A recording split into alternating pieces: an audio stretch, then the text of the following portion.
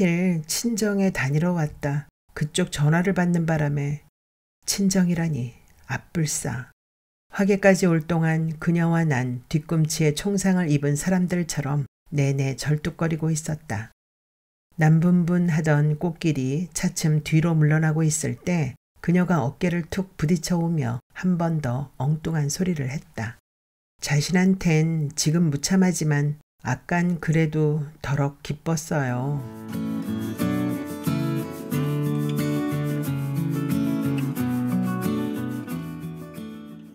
3월의 전설. 윤대영. 이와 같이 나는 들었다. 그럼 화계 쪽에 가보세요. 그참에 산수유, 매화, 벚꽃도 구경하시고요. 그때쯤이면 섬진강으로 은어대가 올라오잖아요. 화계. 그 말을 듣는 순간 난 마음이 되게 어지러웠다. 어디든 많이 다녀본 길인데 어째 그쪽만큼은 여태 초행이었다. 다시금 넝마 같은 짐을 꾸리고 쌍계사가 있는 화계성문 마을로 갈 요량에 달력을 훔쳐보니 그새 3월 15일이었다. 내게 화계를 귀뜸해준 이는 지난 2월 강원도 홍천에서 만난 20대 후반의 여자였다. 고향이 마산이란 소리를 들었다. 하지만 미미한 남도 억양만 간혹 남아있을 뿐 사투리는 쓰지 않고 있었다. 그녀가 내게 이런 얘기 하나를 들려주었다. 여고 사춘기 때 고약하게 사랑에 빠졌다 그만 화순에 있는 운주사로 출가한 여자가 있었답니다. 거기에 10년 전쯤의 일이지요. 1년 만에 수계도 받고 몇 년 공부도 잘했는데 어느 봄날 화계 그쪽을 도반도 없이 혼자 지나게 되었다고 하죠. 지리산 하동엔 쌍계사가 있고 구례엔 화엄사가 있고 또 주변에 연곡사, 천은사, 칠불사가 다닥다닥 모여있는 곳이니 글쎄 어느 절쯤을 찾아가고 있었겠지요. 그러다 저녁이 닥쳐올 무렵 비구니는 마침 산수유 마을을 지나고 있었답니다. 산수유 마을? 네, 그쪽 어디에 봄이 되면 산수유 꽃에 노랗게 묻혀버리는 마을이 하나 있다 합니다. 하긴 화계라니 어지간한 꽃들은 다 피겠지. 펴서 어떤 것들은 못내 지쳐 울기도 하겠지. 아무튼 그곳을 지나면서 비구니는 서울에서 내려온 웬 신사와 발걸음이 맞아 나란히 걷게 됩니다. 그러다 서로 어렵사리 말문을 트며 걷는데 날이 아주 저물어 버렸지요. 안 되겠다 싶어 비구니는 총총 앞서 걸었겠지요. 헌데 뒤미처 어둑한 길을 따라온 신사한테 그만 손목이 잡히게 됩니다. 저런. 찰나 정이 통하게 되었지요. 그리고 절이 가까워질 즈음 서울 신사가 비구니에게 기어이 이랬답니다. 내일은 구례장이니 장터 어디에서 만나 서울로 함께 숨어가자고요. 그래서요? 한참을 말이 없다가 비구니는 쉰소리가 되어 다만 이랬답니다. 꽃들이 참 부산스럽게도 폈네요. 지붕 끝엔 그새 달도 걸렸고요. 나원, 비구니도 참. 그러고요. 산수유 마을 끝에서 둘은 길이 갈려 헤어졌습니다. 그 다음 밤새의 일은 저도 모릅니다. 명일 비구니는 파계를 작하고 신사와 약조한 장턴지 차분지에서 종이를 돌처럼 서 있었답니다. 노랗게 물든 승복을 입고요. 하지만 신사는 끝내 모습을 보이지 않았죠. 못된 사람. 꼭 그런 것만은 아닐 테죠. 그이도 밤새 오죽이나 생각에 시달렸겠어요. 어쨌든 더 들어봐요. 장터에 밤이 왔건만 비구니는 어디 갈 데가 없었습니다. 그래서 산수유 마을로 가서 거길 한 바퀴 빙 돌아보고는 다시 구례로 나와 직행버스를 타고 서울로 아예 올라와 버렸답니다. 부처님께 거듭 귀의할 수 없으니 환속해버린 것이지요. 그게 답니까? 다는 아니지요. 그 후 해마다 3월이면 그녀는 직행버스를 타고 남행 산수유 마을과 구례장터를 서성이다 오곤 한답니다. 여태껏? 네, 여태껏. 그러니 화계 섬진강에 가실 요량이면 구례장이 서는 날에 맞춰 그쪽도 어디도 하루쯤 서성여 보든지요. 혹 압니까? 뉘든 옛날 비구니 하나가 서성대는 꼴을 보게 됐는지요. 이 말을 듣고 난 또 겹겹이 마음이 어지러웠다. 화계로 떠나오기 보름 전의 일이었다. 서울 남부터미널에서 굴에 거쳐 하동까지 가는 오후 2시 30분 발 직행버스를 타고 중간 화계에 내리니 7시가 넘어 있었다. 구례를 지나서부터 오는 길 중간중간에 차창 밖으로 산수유가 듬성듬성 피어있는 게 보였다. 버스에서 내려 곧장 택시를 타고 2개의 큰 바위 사이를 지나야 들어갈 수 있는 성문 마을에 도착하니 쌍계사 입구에 매표소가 나타났다. 거기서 차를 내려 경내에 있는 청운산장으로 간다고 하자 매표원은 표값을 받지도 않고 안으로 나를 들여보내주었다. 이미 사위가 어둑해 더듬더듬 길을 밟고 한 10분 올라가자 산장의 간판이 쉽게 눈에 띄었다. 청운 산방은 한지문 밖으로 밤새 개울이 흘러내려 새벽까지 잠이 들었다 깼다 했다. 그런 사이사이 난 이런 꿈을 꾸고 있었다. 베갯머리 지척에서 고요하고 장려한 빛깔의 소리가 왔다 갔다 하는 꿈을. 그것은 수십여 뒤의 소들이 방울소리를 쩔렁대며 꾸물꾸물 숲을 헤쳐가고 있는 소리 같았다.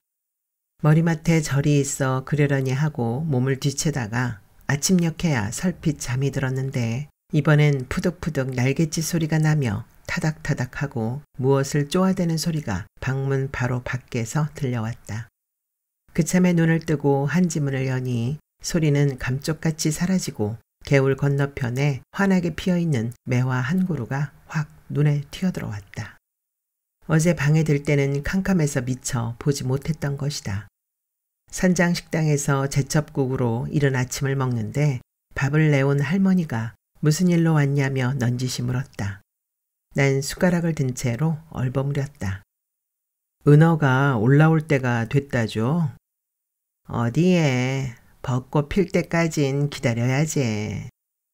벚꽃이 피는 시기는 매년 4월 초순인데 올해는 날씨가 미리 따뜻해 3월 말경이라고 했다. 수저를 놓고 일어서려다 난 잠을 깨운 아침녘의 그 새소리에 대해 물어보았다. 한데 그니의 대답이 몹시 수상쩍었다. 한 일주일 전부터 새 한 마리가 아침녘에 와서 마루에 붙어있는 거울을 그리 부산스럽게 쪼아댄다는 말이었다. 설마 하는 마음으로 나가보니 과연 방문 옆에 차창만한 흐린 거울이 하나 붙어 있었다. 거울 안을 살펴보니 무섭게도 아침에 문을 열고 본 매화가 들어앉아 있었다.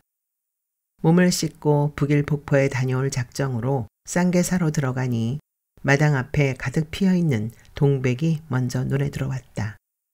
난 불일폭포에 다녀와 오후엔 버스를 타고 쌍계사 심리 벚꽃길을 달려나가 저녁 때까지 섬진강 뚝을 내내 서성거렸다.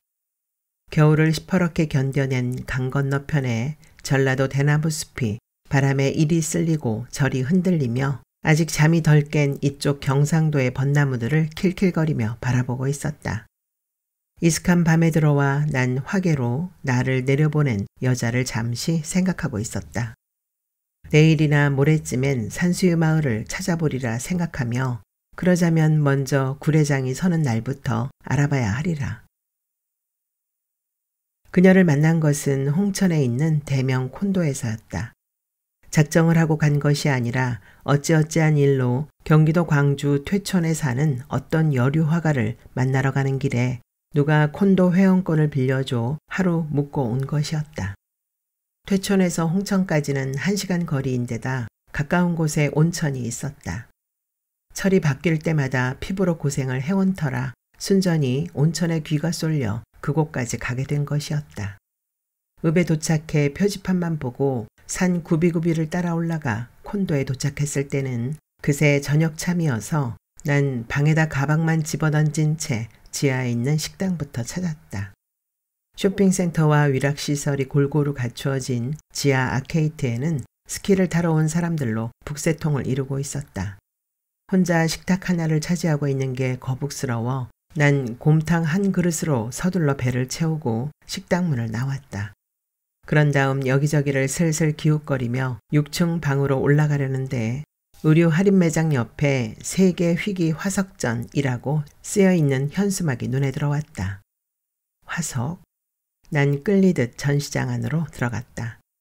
아닌 게 아니라 거기엔 쥐라기 신생대 고생대 등등의 연대를 두루 아우르는 많은 화석들이 수백여 점이나 아름답게 전시되어 있었다. 1시간쯤 그 안에서 시간을 잊고 서성이다 난 나무 받침대 위에 올려져 있는 약 30cm 크기의 물고기 화석에 눈이 박혀버렸다. 그것도 한 뼘 정도 크기의 물고기 2마리가 서로를 만나려는 찰나에 안타깝게도 굳어버린 모양을 하고 있었다. 밑에 쓰여있는 설명을 보니 신성대 5천만 년경의 것으로 미국 와이오밍주에서 출토된 것이었다. 그러니까 그토록 오래전에 이 2마리의 물고기는 한껏 주둥이를 벌리고 막상 만나려다 지각 변동인지 화산 폭발인지 모를 천재에 의해 화석이 돼버린 것이었다. 그 앞에서 난 얼마를 그토록 오래전처럼 서 있었던가. 전시실 안에는 몇몇 관람객만 남아있었고 이미 문 닫을 시간이 되어 여자 점원들이 카운터를 정리하고 있는 참이었다. 그때 어디선가 누군가 나를 골똘히 눈여겨보고 있었던가.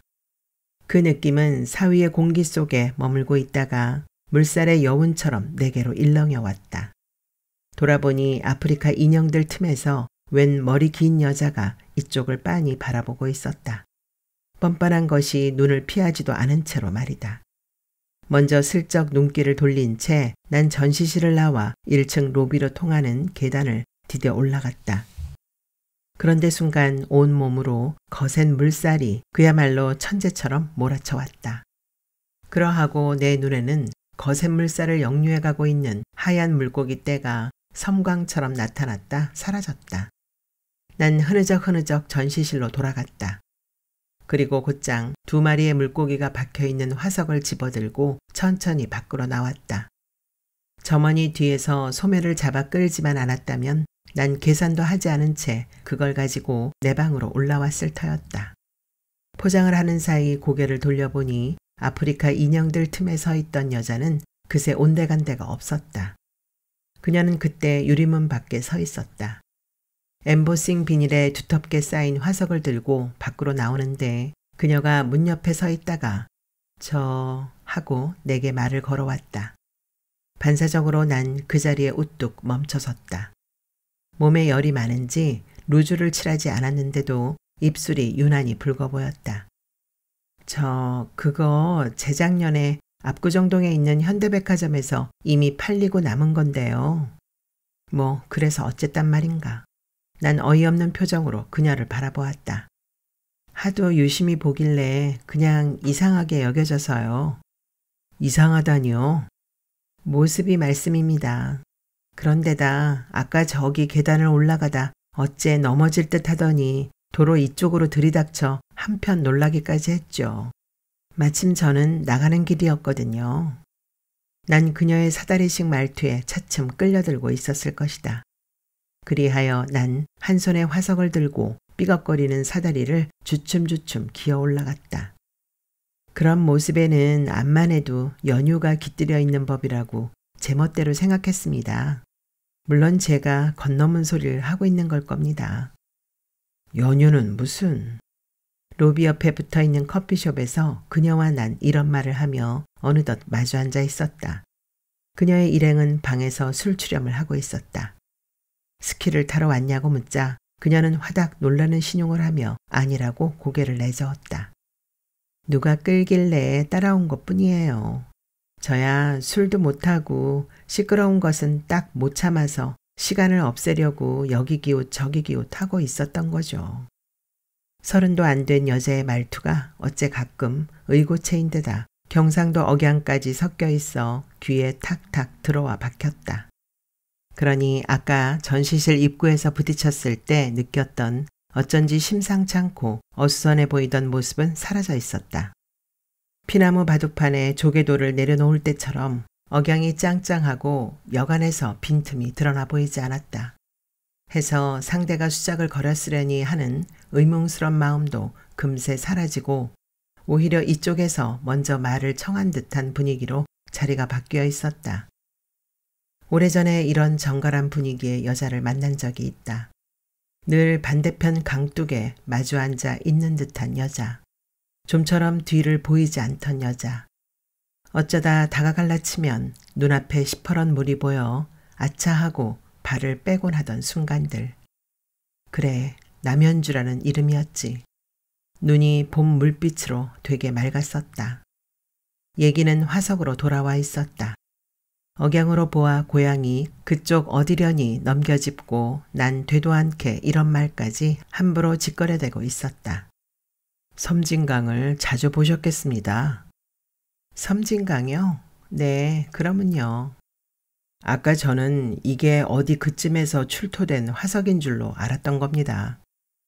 그러자 그녀의 눈빛이 반짝하더니 붉은 아가미 사이에 총총 박혀있는 흰 이빨 뼈들이 드러났다. 그녀가 화계에 어쩌고 하는 말을 꺼낸 것은 그때였다. 잠깐 사이 그녀는 맑은 눈빛을 잃고 마주 앉아있는 나를 슬쩍슬쩍 훔쳐보고 있었다. 그녀가 내게서 무얼 보고 있었는지 모른다. 거기서 바둑 한 판이 다 끝나고 그녀와 나는 자리에서 일어났다. 바둑에서 무승부란 있을 수 없지만 둘 다 고개를 갸웃거리며 로비로 나와 숙박계를 쓰는 척하며 난 어물쩡하게 뒤에 서 있던 그녀에게 내 전화번호를 적어 내밀었다. 그녀는 깜짝 놀라더니 분명 노려보는 눈빛으로 내 손에 들려있는 숙박계를 내려다보고 있었다. 그게 방 번호가 아니고 전화번호라는 것을 알고 나서도 그녀는 한참을 망설이다 겨우 그것을 건네받았다. 이것을 혹 인과라고도 하나 봅니다. 먼저 말을 빌렸으니 안 받을 수 없게 돼버렸다는 뜻입니다. 언제나 그렇게 틈을 노리고 사시는 분인가 봅니다. 불개패를 당해 돌을 던지는 얼굴로 그녀가 말했다. 하지만 결코 틈을 노렸던 게 아니었다. 전화 따위는 물론 기다리지도 않을 테고 왠지 그래야 뒤가 무난할 것 같았기 때문이었다. 그렇다고 내가 그녀의 연락처를 물은 것도 아니었다. 몹시 창피한 얼굴로 그녀는 입술을 붉히더니 별 인사말도 없이 돌아서 엘리베이터 앞까지 박자를 놓친 걸음으로 걸어갔다. 그녀가 먼저 올라가기를 기다렸다가 난 화석을 껴안고 내 방으로 들어갔다.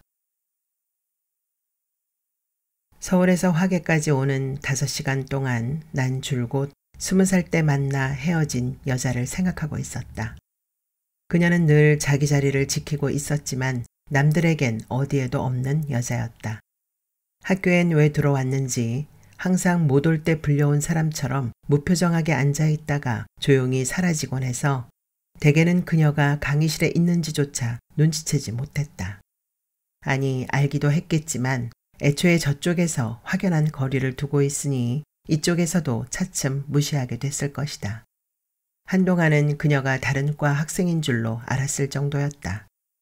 흰 얼굴에 머리칼을 곱슬곱슬하게 어깨까지 말아내려 뜨리고 다니는 키 작은 여자였다. 그런데도 늘 원피스에 단화 차림이었다. 강의가 시작되는 시간에 정확히 맞춰 들어와 수업이 끝나자마자 소리 없이 곧장 밖으로 나가버렸다. 그쪽으로 자꾸 눈이 갔지만 좀처럼 말을 건넬 엄두가 나지 않았다. 그녀와 마주친 것은 다음 해 목련이 필 무렵이었다. 얼굴을 익히고 무려 1년 만에 나는 좁은 어깨를 잔뜩 움츠리고 어둑한 도서관의 계단을 내려오는 그녀와 정면으로 맞닥뜨렸다. 그녀는 고적한 얼굴로 흘끗 나를 바라보고는 내 옆을 흔적없이 비껴 지나갔다. 혼자 산길을 가듯 그렇게. 그때 내가 그녀의 지나가는 어깨에다 대고 글쎄 왜 그랬는지 모른다. 스님, 가끔은 바람도 쉬었다 내쳐 가세요. 그녀가 두어 걸음 걷는 듯 하더니 고개를 들어 먼데 보듯 나를 쳐다보았다. 저녁 산길을 가다 뒷전에서 무슨 소리를 들은 듯 그렇게 그녀의 어깨 너머 목련에 걸쳐진 노을이 보랏빛으로 마구 흩어지고 있었다. 비아냥 따위가 아니었다는 것은 그녀도 내 얼굴을 보고 눈치챈 듯 했다. 그녀가 어깨를 바로 하고 앞으로 걷다가 그리고 문득 발을 돌려 또박또박 내게로 다가왔다. 와서 턱을 조금 비껴들고 내 눈을 깊숙이 바라보며 말했다. 누가 방금 저한테 말을 걸어온 건가요? 높낮이 없이 미미미 음계로 이어지는 고른 어조였다. 또한 처마 끝에 내리는 초저녁 부슬비가 생각나는 목소리. 그러니까 미미미로 내리는 초저녁 부슬비 소리. 도서관에서 나오는 그녀와 함께 학교 정문을 걸어 나가면서 내가 조심스럽게 그런 얘기를 하자 그녀는 덧없이 잠깐 웃기만 했다.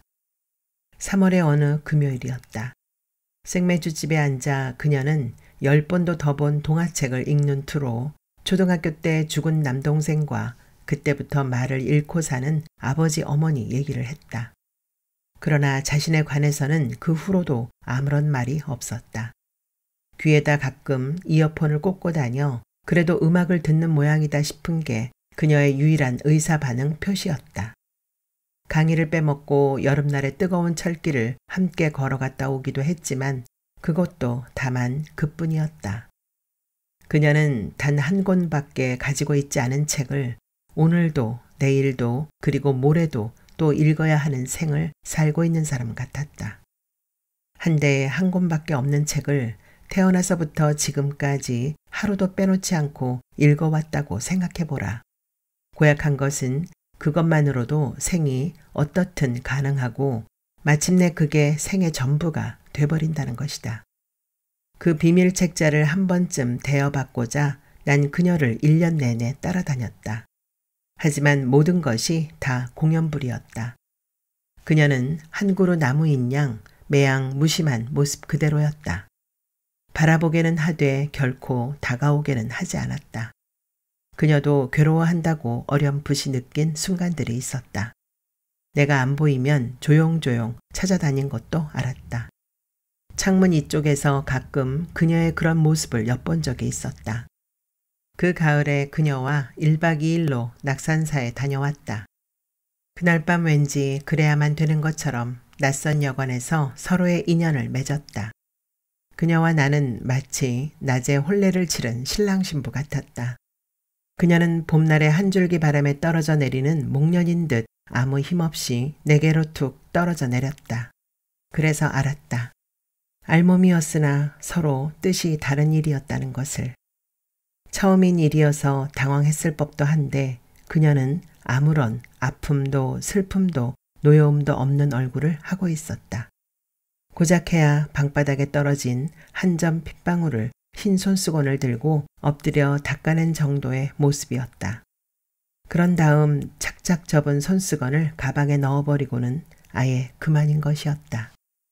서울로 돌아오는 버스 안에서도 그녀는 올 때와 마찬가지로 말이 없었다. 줄곧 차창 밖에 눈을 던져둔 채 세상의 마지막 풍경을 관람하고 있는 표정을 짓고 있었다. 곧 학기말고사를 치르고 기나긴 겨울방학에 들어가 간신히 해를 넘기고 돌아와 보니 어디서도 그녀가 보이지 않았다. 며칠 뒤에야 휴학했다는 사실을 학과 조교한테 전해들었다. 난 그녀의 소식을 기다리며 1년을 학교에서 더 보내고 3학년을 마친 다음에 군에 입대했다. 그녀의 소식을 들은 것은 군대를 제대하고 학교를 졸업하고 직장에 취직한 다음 어느 날 어찌어찌 서로 전화번호를 알아내 만나게 된 동창회 모임에서였다. 거기서 난 이런 소리를 들었다. 걔 머리 깎고 출가했다더라. 남쪽에 있는 어느 절로 말이야. 어쩐지 그때부터 영 비구니가 떠라니. 그렇게 말한 녀석도 어디서 그 얘기를 건네 들었는지 모르고 있었다.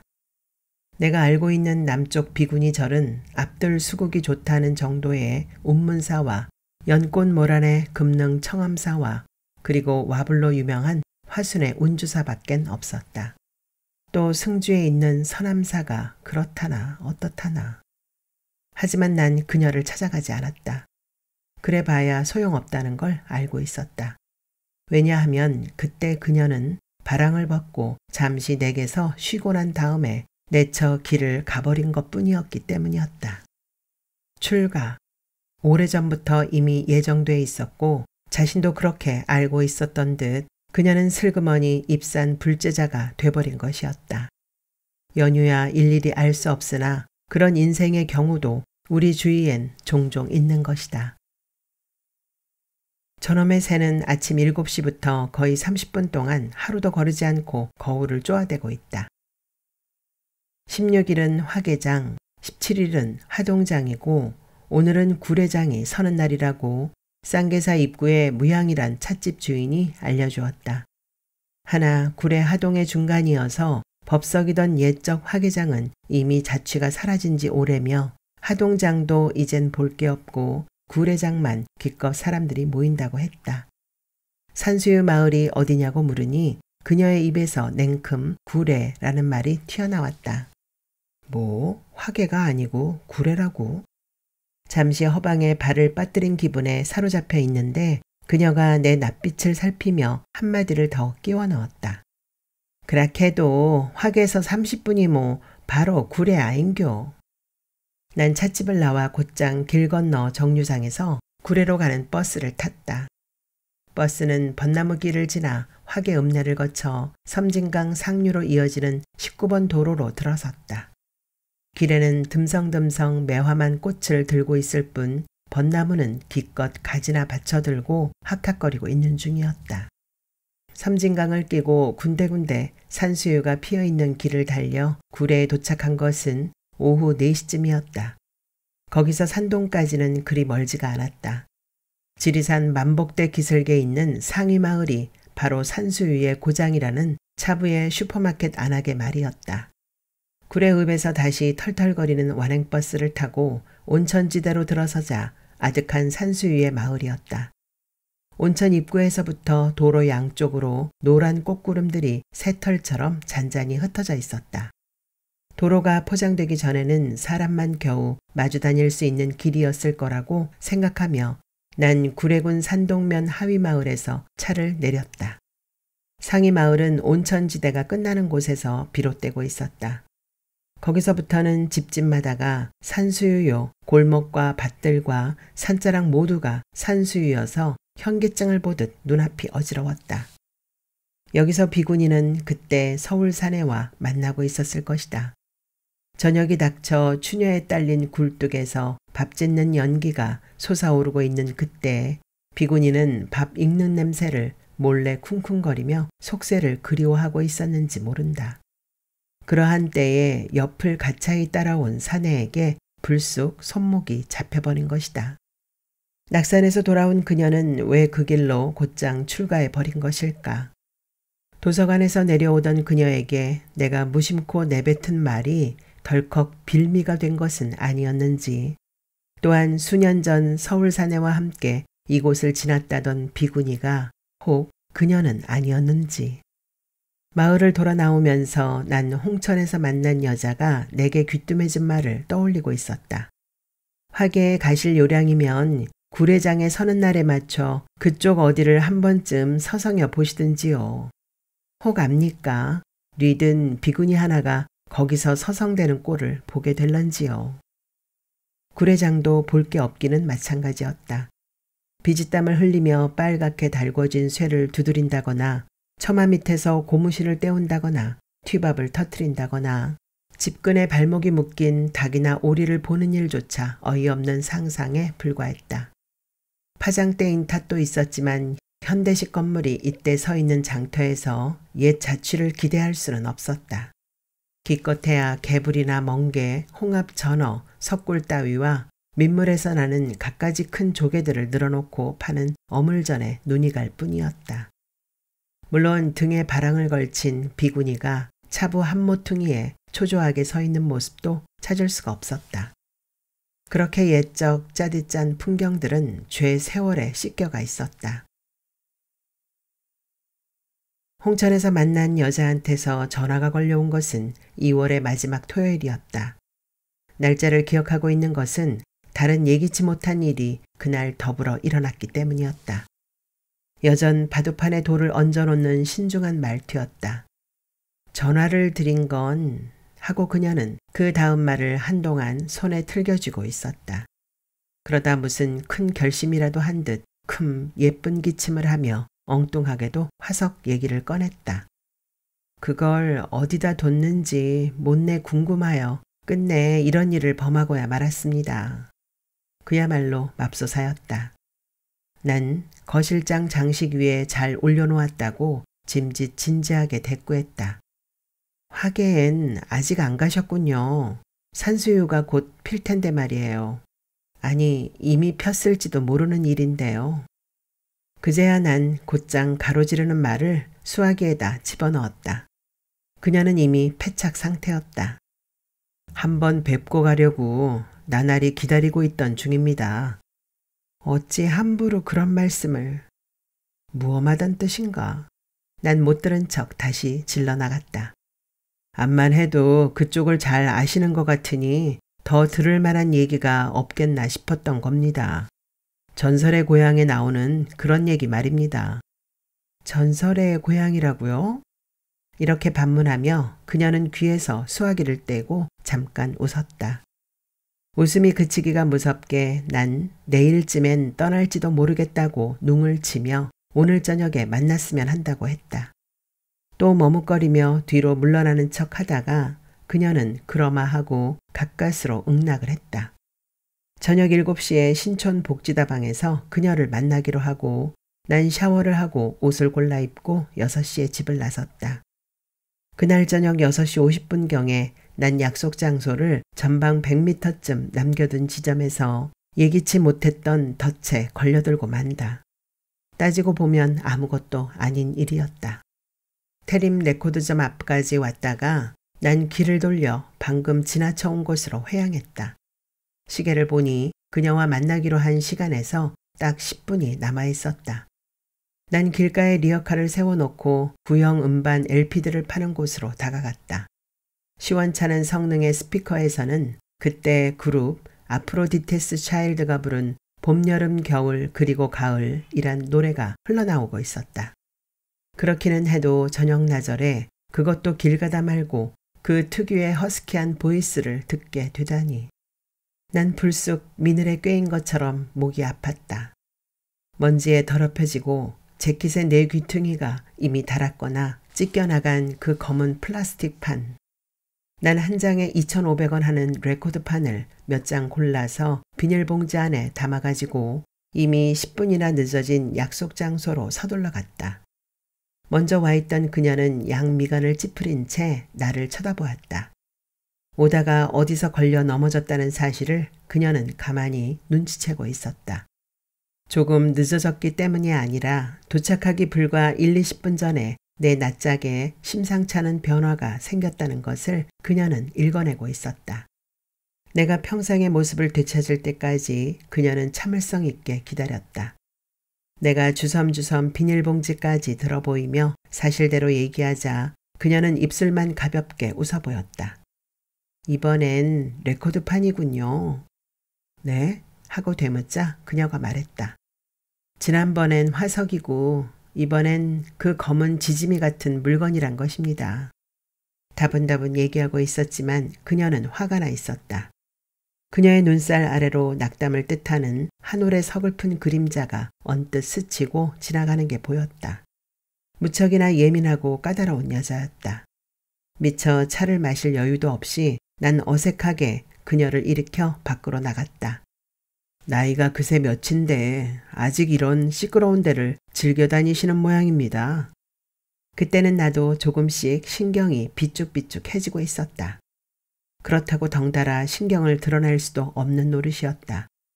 아까 왔던 테림 레코드점을 지나며 목이 좀 막힌 소리로 그녀에게 무얼 먹겠냐고 물어보자 의외로 쉽게 대답이 나왔다. 초식입니다. 초식? 아, 초식. 초식집을 찾아 그녀의 동작에 맞춰 느리게 식사를 끝내고 나자 그 다음 일이 또 걱정이었다. 깨끗하게 밥그릇을 비우고 수저를 나란히 탁자에 내려놓고 나서 그녀는 금세 상황 판단을 하고 쥐고 있던 고삐의 힘을 슬쩍 풀었다. 그 다음은 아무데도 상관 않겠습니다. 술집에라도 가야면 가야겠죠. 난 걸음이 늦은 그녀를 데리고 70년대 스튜디오라는 카페로 갔다. 50년대부터 70년대에 이르는 국내외 팝 음악을 LP 음반으로 틀어주는 곳이었다. 주위를 두리번거리며 두 눈만 꿈뻑거리고 있던 그녀는 시간이 지나면서 차츰 중심을 다잡고 또박또박 이야기를 풀어놓고 있었다. 맥주잔을 들어 입술을 몇 번 적시기도 하면서. 거기서 난 산수유 마을에 대한 얘기를 듣게 된다.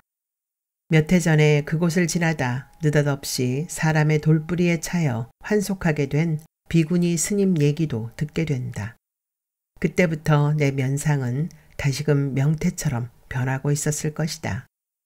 아프로디테스 차일드의 음반. 그것은 낙산사에 가기 얼마 전인가 후에 그녀가 내게 준 음반이었다. 이미 10년도 더 된 일이고 여기저기 숱하게 짐을 옮겨 다니다 보니 어느 결에 사라져버린 그 음반. 비록 남이 가지고 있다 내다 버린 것이라고 해도 거기엔 그녀가 늘 듣던 봄, 여름, 겨울 그리고 가을이란 노래가 수록돼 있었다. 왜 하필 그날 아프로디테스 차일드의 음반이 내 손에 들어왔을까? 홍천에서 만난 여자와 재회하던 날의 말이다. 다시금 얼이 빠져있는 나를 기웃기웃 살펴보던 그녀는 마침내 낙담을 한 얼굴로 그만 돌아갔으면 한다고 조심스럽게 말했다. 11시에 그녀와 난 카페에서 나와 신촌 전철역 앞에서 헤어졌다. 우수에 찬 얼굴로 그녀는 무슨 말을 할 듯 말 듯 하다가 끝내 입술을 다물어 버렸다. 뭔가를 힘들여 참고 있는 모습이 명력했다. 하긴 늘 그런 얼굴을 하고 있는 사람들이 있다. 상대가 무얼 잘못한 일이 없는데도 말이다. 그렇기 때문에 더더욱 혼자서 속을 태우고 사는 사람들이 우리 주위엔 의외로 많다는 얘기다. 잠실 장미 아파트에 산다는 그녀를 전철역 안으로 들여보내고 난 좌석 버스를 타고 집으로 돌아왔다. 와서 자정이 넘은 시각에 아프로디테스 차일드를 턴테이블에 올려놓고 소파에 앉아 베란다 창고에 보관하고 있던 포도주를 꺼내 마셨다. 그러다 난 앨범 재킷에 적혀있는 이런 색바랜 볼펜 메모를 발견했다. 밤마다 여기로 전화해 줄래? 더군다나 수요일 자정엔 꼭꼭 말이야. 수요일에 빨간 장미와 함께 난희. 메모 밑에는 전화번호와 레코드판을 누구한테 선물한 날짜까지 적혀 있었다. 1989년 4월 19일 수요일이었다. 아무튼 봄, 여름, 겨울 그리고 가을을 되풀이해서 듣는 동안 포도주 한 병이 다 비어버렸고 난 좀 취해 있었을 것이다. 난 무심결에 송수화기를 집어들고 전화번호를 누르려다 그런 자신에 깜짝 놀라 화닥 제자리에 내려놓았다. 시계를 보니 얼추 새벽 1시가 다 되어 있었다. 그녀는 지금 무얼 하고 있을까? 암만 생각해도 당차는 취중 발상임에 틀림없었지만 난 전화를 걸어보고 싶은 충동에 점점 빠져들고 있었다. 그리하여 1시 정각에 난 다시 수화기를 들고 레코드판 뒤에 적혀있는 전화번호를 하나씩 눌렀다. 그 전화는 이미 국이 변경된 상태였다. 내친김이라 생각하고 난 지역 교환원을 찾아 변경된 국번을 눌렀다. 반신반의하고 있었는데 의외로 간단하게 새 번호가 튀어나왔다. 이쯤 되고 보니 그 다음엔 좀처럼 수화기를 손에서 내려놓을 수가 없었다. 여보세요 하고 잠결에 여자 목소리가 한참 만에 흘러나왔다.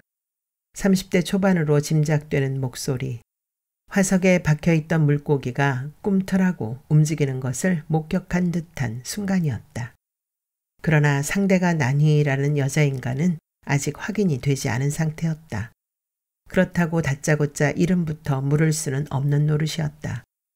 난 재빨리 스피커 쪽으로 수화기를 돌려놓고 듣고 있던 음악을 틀어놓았다.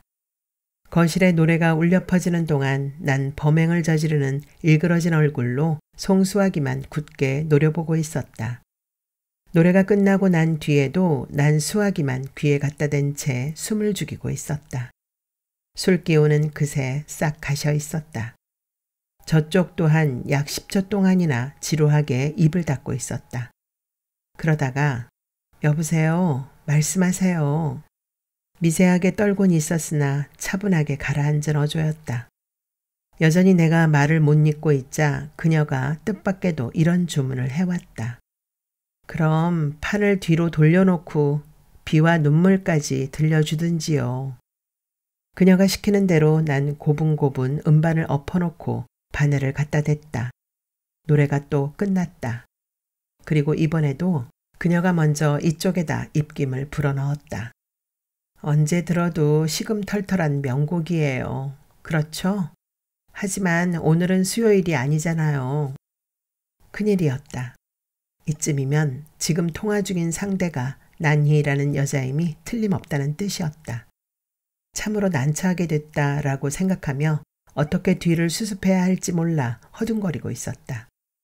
적어도 내가 레코드의 주인이 아니라는 사실만큼은 알려줘야 마땅할 터였다. 그녀는 아직도 침대 속에서 전화통을 붙들고 있는 상태였다. 예기치 못한 실수를 범하고 말았습니다. 라고 난 시큼털털한 소리로 겨우 말문을 열었다. 그녀는 그저 듣고만 있었다. 저는 분명 제가 아닙니다. 그러니까 이 음반의 주인이 아니란 뜻입니다. 횡설수설의 꼬락서니가 말이 아니었다. 누가 억지로 시킨 것도 아닌데 야심한 시각에 어째서 이런 짓을 일삼고 있단 말인가. 후후 웃고 나더니 그녀가 다시 나타났다. 알고 있어요. 알고 있다니. 그렇다면 왜 생명부지인 남자한테 판까지 뒤집게 하고 비와 눈물을 들으며 태연하게 누워 있었단 말인가. 근데 그거 어디서 났어요? 대답을 안 할 수 없는 처지임을 깨닫고 난 사실대로 죄 얘기했다. 그녀는 다 듣고 나더니 2,500원이요? 하고 푸푸 웃었다. 그런데요, 왜 하필이면 그걸 살 생각을 했어요? 영락없이 궁지에 몰린 꼴이 되어 난 딱한 추억 어쩌고 하며 되는 대로 얼버무렸다. 네, 딱한 추억이로군요. 고작해야 일금 2,500원짜리 추억 말이에요. 한동안 정전이 된 듯 저쪽과 이쪽 사이에 기묘한 침묵이 이어졌다. 그제야 난 언뜻 정신을 차리고 실례 많았습니다. 그럼 편히 주무십시오. 하며 전화를 끊으려고 했다. 그때 저쪽에서 다급히 잡아채는 소리가 흘러나왔다. 잠깐만요. 난 잠깐 동안 그대로 있었다. 미안한 얘기지만 그 LP 저한테 돌려주실 수 없을까요? 돌려달라. 부탁입니다. 어떻게 하는 게 좋을지 몰라 난 좀 더 그대로 있었다. 값은 후하게 쳐드리겠습니다. 25,000원이면 되겠어요? 아니 25만 원이라도 상관없겠네요. 오해는 마시고요. 오해라니. 도대체 사람을 뭘로 보고 하는 소린가. 얼마간 생각하는 척하다가 난 돌려주겠다고 그녀에게 말했다. 어차피 내 것이 아닌 것이다. 고맙습니다. 조금 아쉽긴 해도 뭐 어쩔 수 없게 돼버린 일이었다. 취중에 함부로 전화를 건 이쪽이 당연 치러야 할 대가라고 생각하면 그만이었다. 용케에 선이 닿았지만 이 전화론 더 이상 연락이 안 될 거예요. 시간 나시는 대로 여기로 연락 주시면 제가 나가겠습니다. 그녀와 통화하는 동안 어느덧 2월이 지나고 3월이 돼 있었다. 그녀를 만난 것은 3월 둘째 주의 수요일이었다. 약속을 하고 나서 열흘이 지난 다음에야 이쪽에서 연락을 한 셈이었다.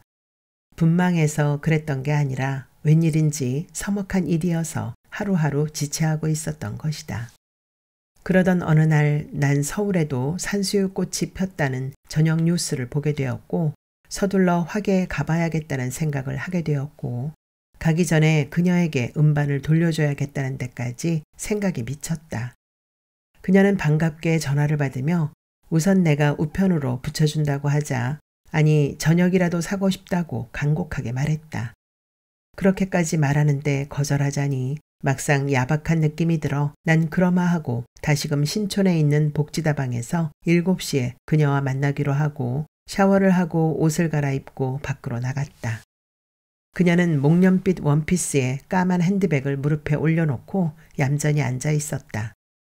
봄옷을 입고 나와서 그런지 유난히 환하고 깔끔해 보이는 여자였다. 약간 살이 찐 몸매였지만 얼굴은 작은 편이었고 눈, 코, 입이 조목조목 뚜렷했다. 32이나 혹은 셋, 초면이긴 해도 일전에 통화를 한 일이 있었으므로 서먹한 느낌도 그럭저럭 견딜만 했다. 사회생활을 하는 여자인 듯 초면임에도 자연스럽게 말을 풀어나갔다. 내가 음반을 돌려주자 그녀는 뒷면에 적어놓은 자기 메모를 눈썹 속에서 얼마간 들여다보고 있었다. 그녀는 완전히 잃어버린 줄로만 알고 있던 10년 전의 자기 흔적을 내려다보며 무슨 생각을 하고 있을까? 솔직히 잃어버렸다는 사실조차 잊고 있었어요. 우습잖게도 기분이 참 묘하고 어수선하네요.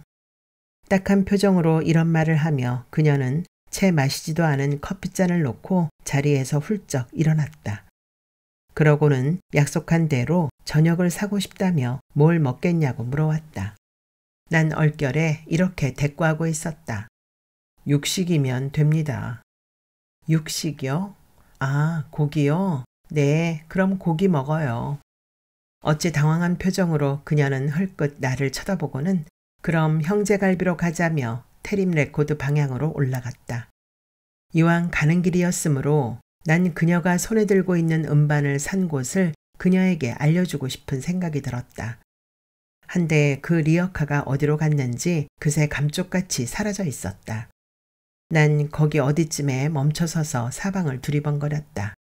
그녀가 왜요? 하더니 옆에서 나를 쳐다봤다. 바로 여기였는데요. 그 음반을 구한 곳 말입니다. 그녀의 얼굴에 아주 잠깐 쓸쓸한 그림자가 스치고 지나갔다. 그러더니 고개를 갸웃이 숙이고 혼잣말로 중얼거렸다. 아저씨도 참. 아저씨? 말도 안 되는 소리였지만 어쨌든 그렇게 내뱉는 목소리에도 분명 애조가 깃들여 있었다. 모두가 그렇게 훌쩍훌쩍 사라져 가버리는 거예요. 여직 그것도 모르셨나요? 앞서거니 뒤서거니 하며 그녀와 난 형제갈비집으로 들어가 불고기 3인분을 시켜 먹었다. 도중에 내가 먹을 양으로 소주 한 병까지 곁들이는데 그녀가 상위로 잔을 내밀며 한 잔 주세요 하며 내 얼굴을 살폈다. 아까 보았던 애수의 옅은 그림자는 아직도 그녀의 눈 속에서 홀령처럼 어른거리고 있었다. 희고 가는 손목을 무심결에 눈여겨보며 난 그녀의 잔에 소주를 찰찰 따랐다.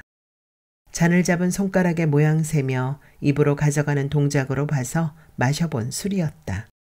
그런데다 석잔 넉 잔을 받아먹고도 얼굴이 붉어진다거나 말이 흐트러진다거나 하는 일이 없이 모든 게 처음처럼 단정하고 똑발랐다.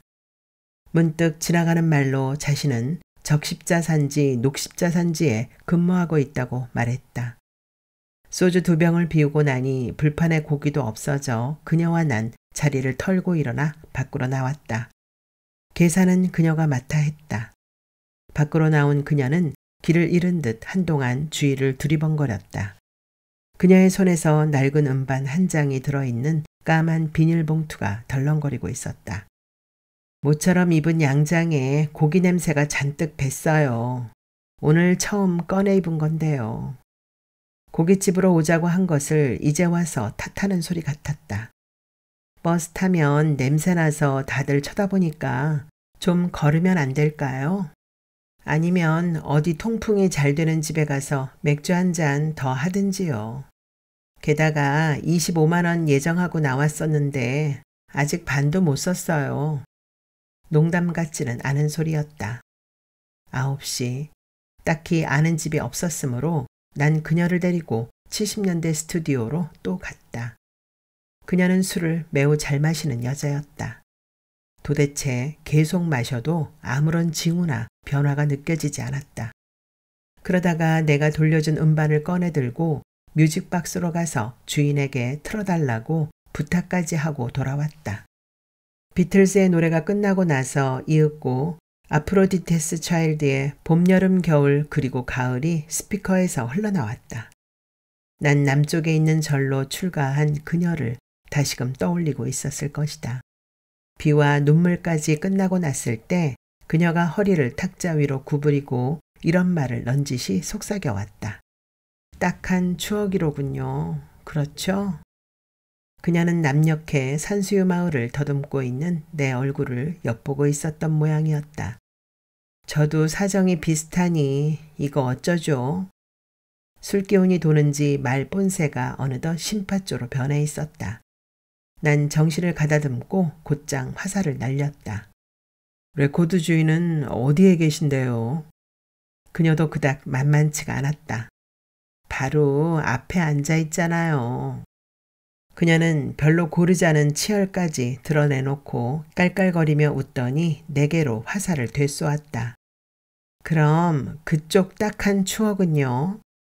전생 인연이 지금 어딨는지 누가 알겠습니까? 인과경에 따르자면 아까 우리가 형제갈비에서 잡아먹은 소가 그 사람 일는지 모르지요. 말하자면 그렇다는 뜻입니다. 이런 끔찍한 얘기를 하는데도 그녀는 아 하고 감탄사 비슷하게 내뱉었다. 왜 그런지 모르지만 자신은 음반의 주인공에 대해 이런 방구가 없으면서 내 딱한 추억에 대해서는 집요하게 물고 늘어졌다. 될 것도 안 될 것도 없었지만 난 그런저런 얘기를 대충 엮어 그녀에게 들려주었다. 몇 해 전 산수유 마을에 출몰했다던 비구니 스님 얘기도 했다. 그녀는 이따금씩 저런 하는 간투사까지 뱉어내며 듣고 있다가 어느덧 눈자위가 발갛게 변해 참 안 됐어요 하고는 맥주잔을 집어들었다. 그래서 화계에 가시는 모양이죠? 자취라도 더듬어 보려고요. 그것까지는 굳이 말하고 싶지 않아 난 애둘러서 대꾸했다. 아니 올시다. 섬진강 은어를 구경하러 갑니다. 은어요? 아, 그게 이때 올라오나요? 곧 큰 비가 내리고 꽃샘 바람이 불어가면 벚꽃이 피겠죠. 그때쯤부터 하얗게 꼬리쳐 올라온다고 합니다. 저도 그때쯤 내려가 볼까 싶네요. 몇 해 전 쌍계사에 벚꽃을 보러 한번 다녀오긴 했지만 은어는 아직 몰랐거든요. 몽롱한 어조로 그녀는 한번 들르면 안 되나요? 하고 어깨뼈를 축 늘어뜨리고 물었다. 내가 거기 주인도 아닌데 어찌 오라 마라 하겠는가. 올 테면 오고 갈 테면 가고 다들 그러하는 것이다. 아참, 저도 한 가지 알려드릴게요. 쌍계사 경내에 청운산장이라고 민박이 하나 있는데요. 옆으로 개울물이 졸졸졸 흘러내려 밤새 누워서 물소리를 들을 수 있는 곳인데요. 이왕이면 거기 묵으세요. 주인 할머니도 되게 좋고 음식 맛도 꽤 괜찮은 편이에요. 누워 듣는 물소리. 몇 년 전에 그녀는 누구와 거기서 함께 묵은 것일까? 하긴 알 필요가 도대체 없는 일이다. 문 닫을 시간이 되어 난 비틀거리는 그녀를 신촌 로터리에서 택시에 태워보내고 집으로 돌아와 그대로 잠에 골아떨어졌다. 화계로 내려오기 나흘 전의 일이었다. 그녀는 어디에 있는 것일까? 여태도 절에 있다면 당연 딴 세상 사람이어서 만날 수 없을 테고 혹 세속에 있다 해도 사람이 많아 당최 찾아지지 않을 거였다. 다음 날 오후부터 큰 비가 쏟아지기 시작했다. 비는 이틀을 쉼없이 내려 난 낮에도 꼼짝을 못한 채 방 안에 처박혀 쉰내 나는 몸만 뒤척이고 있었다. 밤에는 또 온 몸에서 비늘이 툭툭 떨어져 나가는 아픈 꿈만 계속되었다. 이 비가 그치고 나면 벚나무도 더 이상 버티질 못하고 하얀 거품을 정신없이 토해낼 터이다. 방에 틀어박혀 있는 동안 난 때때로 홍천에서 만난 여자를 생각했고 운주사로 출가했다 환속한 비구니를 생각했고 그리고 어쩔 수 없이 또 내 서글픈 첫사랑을 떠올리고 있었다. 만일 환속을 했다면 쌍계사 왕 벚꽃 필 때 한번 구경이나 오실 일이지. 하면 맨발이라도 뛰쳐나가 반갑게 마중할 터인데. 3월 28일 토요일에 밖으로 나가보니 산아래 녀키 갑자기 환해져 있었다. 하늘에 떠있던 구름들이 일제히 골짜기로 몰려 내려와 있는 듯했다. 그 사이로 울긋불긋한 복장을 한 사람들이 줄을 지어 쌍계사로 꾸물꾸물 올라가고 있었다. 꽃이 아니고 되려 사람이 장관인 풍경이었다. 불현듯 생각이 나서 매화가 져버린 마루의 거울 안을 들여다보니 산 벚꽃 몇 그루가 때를 맞춰 하얗게 피어 있었다. 산장 할머니에게 들으니 토요일과 일요일은 화개장터에서 벚꽃 축제가 열리는 날이었다. 그리하여 점심때부터 일찌감치 산장으로 사람들이 몰려들기 시작하더니 비어있던 방 4개가 금세 차버렸고 등산화 소리에 냄비 소리에 마당이 소란스러워 난 신발을 신고 쌍계사 밖으로 나가보았다. 벚꽃길은 큰 물이 흘러들어와 햇빛에 반사되고 있는 성 싶었고 그 사이로 숱한 사람들이 저마다 부신 그림자를 끌고 줄지어 올라오고 있었다. 차를 마실까 하고 무양의 문을 열어보니 거기도 사람들로 가득해 발을 들이밀 수조차 없었다. 해서 어디 갈 데가 없나 싶어 두리번거리고 있는 터에 구례로 가는 버스가 눈에 들어왔다. 난 막 출발하려는 버스에 서둘러 올라탔다. 손가락을 꼽아보니 마침 구례장이 서는 날이었다. 비록 작정했던 일은 아니지만 옳다 싶어 난 벚꽃길을 달려 다시 지리산 기슭의 상위마을을 찾았다. 불과 열흘 만인데 산수유는 아예 데쳐지고 살만한 것처럼 색이 빠져 맥없이 지고 있었다. 매화가 질 때면 산수유도 따라 지는 모양이었다. 봄날의 거짓골로 할 일 없이 마을을 서성이다 난 구례장터로 갔다. 그러나 그날 장도 볼 게 없기는 마찬가지였다. 터덜터덜 터미널 근처를 기웃거려 보니 관광객들만 버스에서 꾸역꾸역 쏟아져 나오고 있었다. 사람들 어깨에 이리 치이고 저리 치이다가 난 아직 저녁잠이 멀길래 가까운 화엄사를 찾았다. 경내는 벌써부터 초파일을 준비하는 연등으로 가득 덮여 있었다. 대웅전에서 삼배를 마치고 나오는데 장엄한 각황전 옆에 한 그루 피어있는 홍매화가 번쩍 눈에 들어왔다. 그야말로 장관이어서 저절로 입이 쩍 벌어졌다. 순간 나는 운주사도 아닌 구례 화엄사에 와서야 퍼뜩 이런 생각을 하고 있었다. 홍천에서 만났던 여자가 바로 운주사로 출가했다던 비구니는 아닐까. 그러니까 내가 들은 말은 모두 자신의 얘기가 아니었을까. 그렇다면 대명콘도에서 내가 화석을 들여다보고 있는 동안 그녀는 내 등짝에 매달려 있던 다른 비구니 하나를 보고 있었을 것이다. 한데 나더러 구례장터를 한 번쯤 서성여 보라던 말은 대체 무슨 뜻이었던가. 또 그녀는 산수유 마을이 어디라는 걸 분명히 알고 있었을 텐데 왜 나한테는 구태여 화계 어디라고 말을 흐린 걸까. 화계로 가기 위해 구례로 나왔지만 난 그날도 그녀를 볼 수 없었다. 다만 무심히 만났으므로 난 그녀의 연락처도 모르고 있었다. 그녀가 나를 찾아온 것은 하루 이틀 참에 서울로 올라가리라 생각하고 있던 3월의 마지막 날이었다. 3월이 시작되자마자 알게 된 사이인데 다시 4월이 시작되려는 참에 그녀와 또 만나게 된 것이었다. 묘한 일이었다. 벚꽃은 허벅지게 피어 밤에 물소리를 듣고 누워있으면 상기도 파름률로 거슬러 오르고 있는 은어대만 눈에 자꾸 어른거렸다. 오후 2시쯤이었을 것이다. 마루에 앉아 녹차를 마시며 산바라기를 하고 있는데 누군가 마당으로 통하게 되어 있는 식당 문을 열고 들어섰다. 하루에도 여러 번 그런 식으로 사람들이 드나들곤 했지만 난 직감적으로 누군가 나를 찾아왔다는 걸 알고 있었던 것 같다. 시냇물 소리마저 잊고 산 벚꽃에 눈을 팔고 있다가 난 찻잔을 내려놓고 미리 올 줄 알고 있던 손님이라도 맞듯 태연하게 자리에서 일어나 마당 쪽으로 돌아섰다. 찾아온 손님이 누구라는 걸 알고 난 직감과는 상관없이 무척 당황하고 있었다. 이번엔 그녀가 큰일을 저지른 것처럼 나와 눈빛이 마주치기가 무섭게 마당 한가운데 우뚝 멈춰섰다.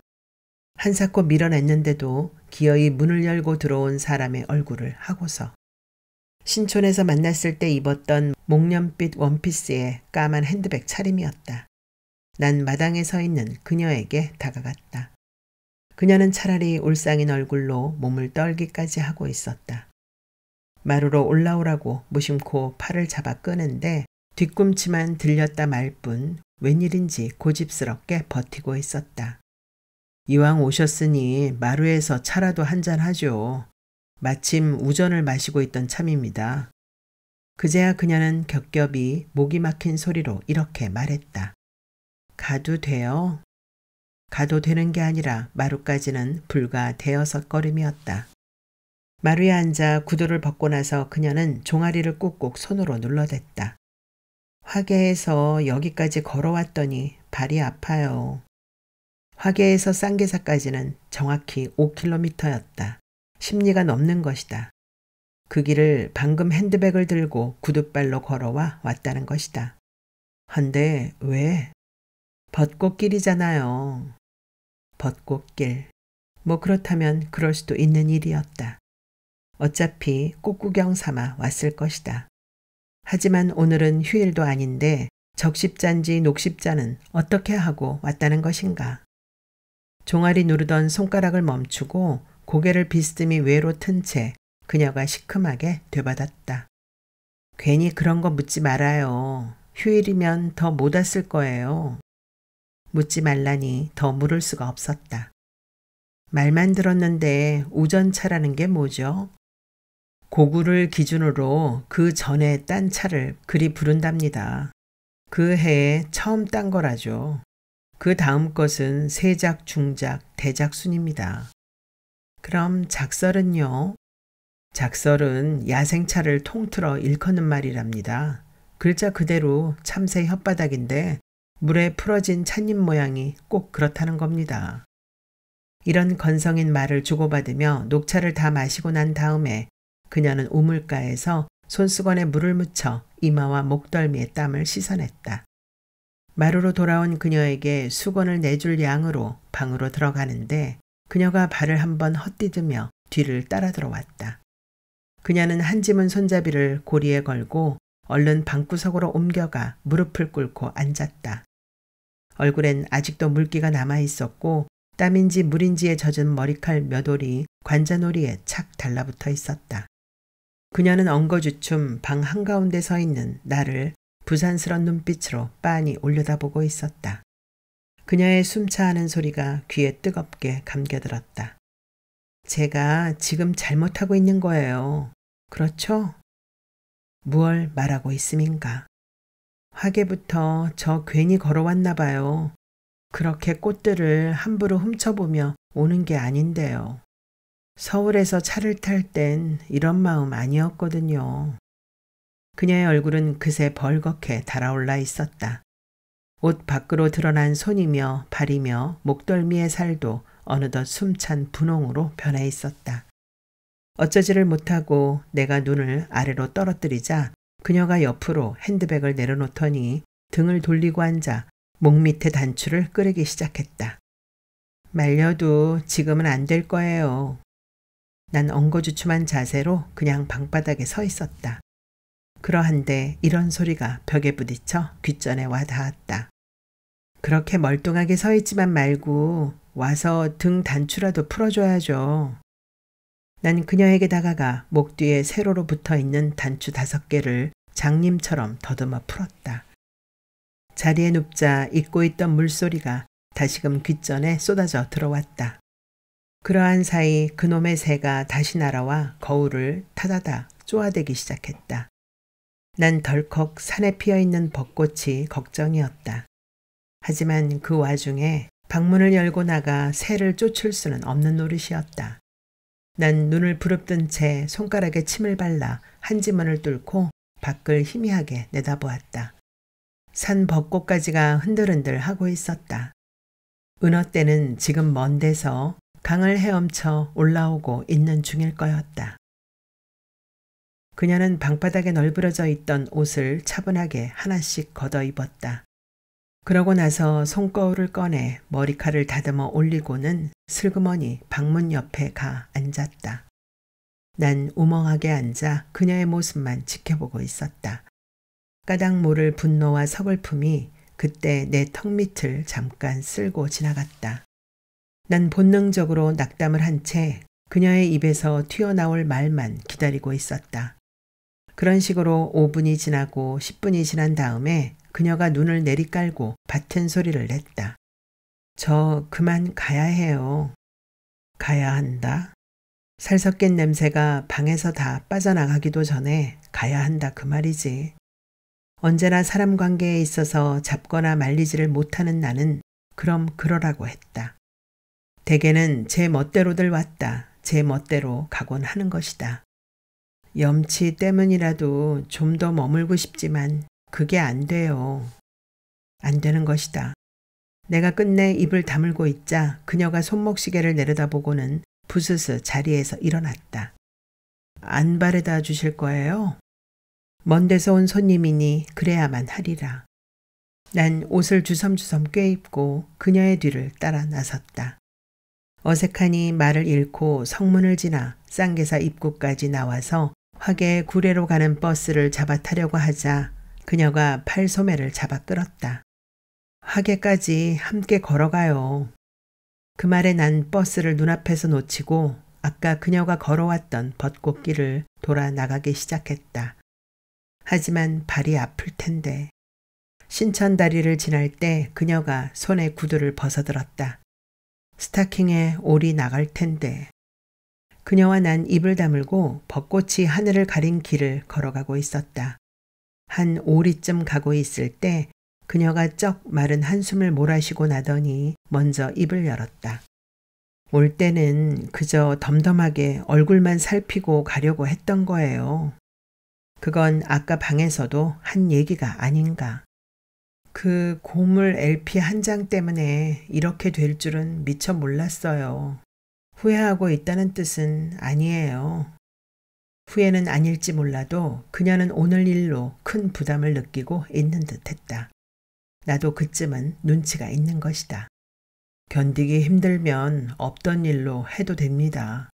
물론 다시 보자고도 않겠습니다. 화계에 도착하는 대로 뿔뿔이 헤어지는 겁니다. 그녀가 갑자기 울먹이는 소리로 그게 아니에요 하며 우뚝 멈춰섰다. 다시 앞으로 걸으며 말했다. 하필 친정에 다니러 왔다. 그쪽 전화를 받는 바람에. 친정이라니 앞불싸. 화계까지 올 동안 그녀와 난 뒤꿈치에 총상을 입은 사람들처럼 내내 절뚝거리고 있었다. 남분분하던 꽃길이 차츰 뒤로 물러나고 있을 때 그녀가 어깨를 툭 부딪혀 오며 한 번 더 엉뚱한 소리를 했다. 자신한텐 지금 무참하지만 아깐 그래도 더럭 기뻤어요. 이 봄에 제가 무슨 사나운 꿈을 꾸고 있는 건가요? 꿈에 치인 것은 나도 마찬가지였다. 이 봄에 도대체 내가 무슨 딴 세상을 보고 있는 거냔 말이다. 난 속으로 치를 떨며 그녀와 걸어왔던 뒷전을 슬그머니 돌아보고 있었다. 화계에서 보내려다 난 그녀를 따라 구례까지 갔다. 그녀가 또 그렇게 원했던 것이다. 구례발 서울행 막차는 5시 10분이었다.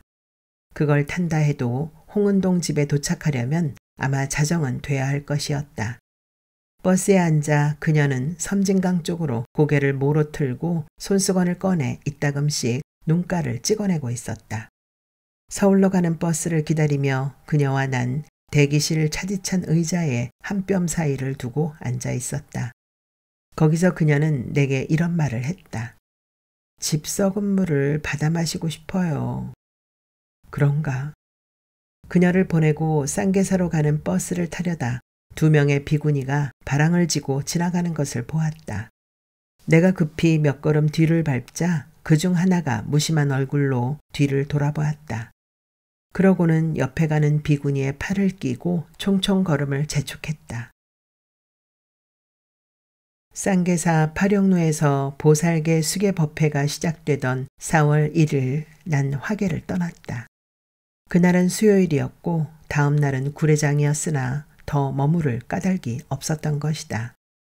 돌아온 밤에 무심코 홍천에서 사온 화석을 들여다보다 난 2마리 물고기 옆에 산수유인지 벚꽃인지 모를 꽃무늬 2어 개가 더 박혀 있음을 보고 그만 화들짝 놀라고 말았다.